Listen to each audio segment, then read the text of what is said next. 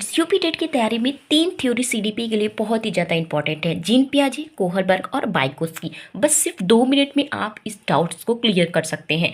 Gene पियाजे ने हमेशा बच्चे को एक नन्हा वैज्ञानिक माना है, यानी उन्होंने सोचा है कि बच्चा जब भी कुछ चीज़ देखता है तो उसके मन में एक विचार आता है और उसके लिए वो सोचता है कि ये चीज़ इस तरीके से कैसे आई। यानी जब भी कभी कोई बच्चा नन्हा वैज्ञानिक होगा वो आपका पियाजे के बारे में आएगा। उसके साथ ही बच्चा जो होता है वो अन्वेषक होता है, खोज करता होता है, किसी चीज़ पर विचार करता है। उससे क्या होता है, बच्चे का मानसिक विकास तेज होता है। स्कीमा शब्द जो होता है वो जो है जीन पियाजे का दिया हुआ है। बच्चे द्वारा प्रथम दृष्टया किसी वस्तु को देखकर उसके संदर्भ में मानसिक संरचना बनाना ही क्या कहलाता है, स्कीमा कहलाता है। ये पॉइंट्स आप सभी को ध्यान में रखना होगा कि जब भी बच्चा कुछ चीज़ देखता है तो उसके बारे में तुरंत उसके मस्तिष्क में ये चीज़ आता है कि वो चीज़ इस तरीके से, यानी कुत्ता देखा तो उसके मस्तिष्क में वो चीज़ आ गई कि वह कुत्ता इस तरीके, तो वो क्या होता है, स्कीमा होता है।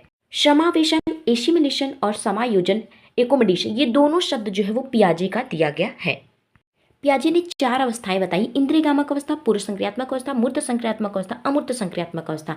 इंद्रियगामक अवस्था 0 से 2 वर्ष, पूर्व संक्रियात्मक अवस्था 2 से 7 वर्ष, मूर्त संक्रियात्मक अवस्था 7 से 11 वर्ष और अमूर्त संक्रियात्मक अवस्था 11 से 14 वर्ष। इनकी क्रम याद होना चाहिए। जीन पियाजे के कुछ वर्ड्स हैं: संक्रिया, वस्तु स्थायित्व, जीववाद, अहम केंद्रिता और परावर्तित क्रिया। अब हम जानेंगे लेव बायगोत्स्की सामाजिक सांस्कृतिक विकास का सिद्धांत, सामाजिक संरचना का सिद्धांत, सामाजिक संज्ञानात्मक विकास का सिद्धांत और विकास सामाजिक अंतःक्रिया का परिणाम है। ये लेव बायगोत्स्की के दिए गए शब्द हैं। इन्हें जहाँ पे भी आप देखेंगे वो आपके बायगोत्स्की से जुड़े होंगे। इनके 3 शब्द बहुत ही ज़्यादा इंपॉर्टेंट है और बार बार एग्जाम में पूछे जाते हैं। जेडपीटी यानी इसका full form zone of proximal development, MKO more knowledgeable other and scaffolding. ये तीनों शब्द जो है वो बायगोत्स्की के हथियार है और ये आपके लिए बहुत ही ज़्यादा इंपॉर्टेंट है। जेडपीडी होता है कि समस्या समाधान के दौरान शुरुआत खुद से प्रारंभ करने पर और बीच में जब उलझ जाता है तो बच्चे को जब शिक्षक के द्वारा सहायता दी जाती है, उस बीच का जो क्षेत्र होता है वो होता है जेडपीडी। यहाँ पर मैंने फिगर के माध्यम से आराम से समझा दिया है, आप अच्छे से देख लीजिए।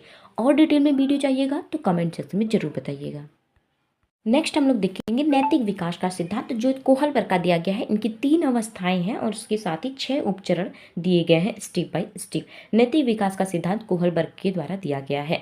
ये सारी जो है मैंने बहुत ही कम समय में आपको जो है क्लियर करने की कोशिश की है। अगर आप चाहते हैं कि और अच्छे से आपको बताएं तो कमेंट सेक्शन में जरूर लिखिएगा कि नेक्स्ट वीडियो।